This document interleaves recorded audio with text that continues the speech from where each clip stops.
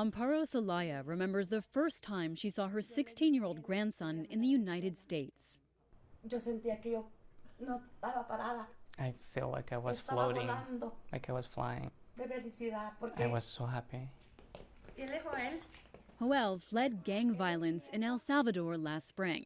Él es mi amor. After he was caught at the southern U.S. border, his grandmother, an American citizen who fled El Salvador's violence in the 1980s, paid for his flight to her home in Des Moines.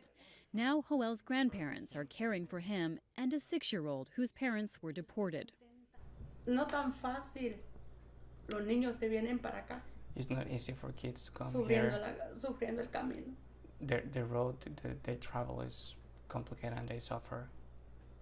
No es tan fácil soltar un hijo It's not easy to let your kids go que venga huyendo por no perder la vida. so that they come here to save their life. Her pastor, Alejandro Alfaro Santiz, helps translate.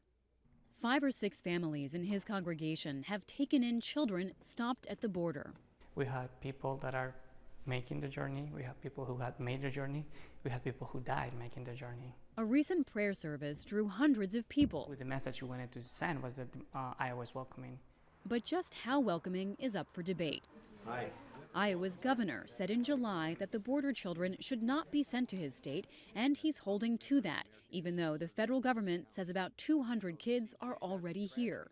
When you have a federal government that doesn't enforce and secure our borders, and there's also concerns about ISIS and potential people from that dangerous group getting into our country as well. With all respect, though, Governor, these are children we're talking about, not terrorists. We don't know. So. We don't know because they haven't told us, so we don't know.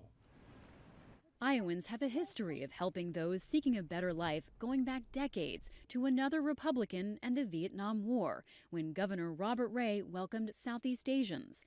And activists say hundreds of Iowans have offered to share their homes with migrant children. Latino activist Joe Henry says the kids should be treated as refugees. We're being viewed as two-dimensional characters, or not as humans. This is so wrong. Henry says the Latino community is taking this personally. Hispanics may make up only 6% of Iowa, but it's a fast-growing part of the population. This is going to be a period of time where Latinos are going to remember what was not done. And I think it's just going to strengthen our need to kind of grow independently politically, to encourage our people to vote. And those voters care where politicians stand on immigration policy and what they will do with teenagers like Joel. Libby Casey, Al Jazeera, Des Moines, Iowa.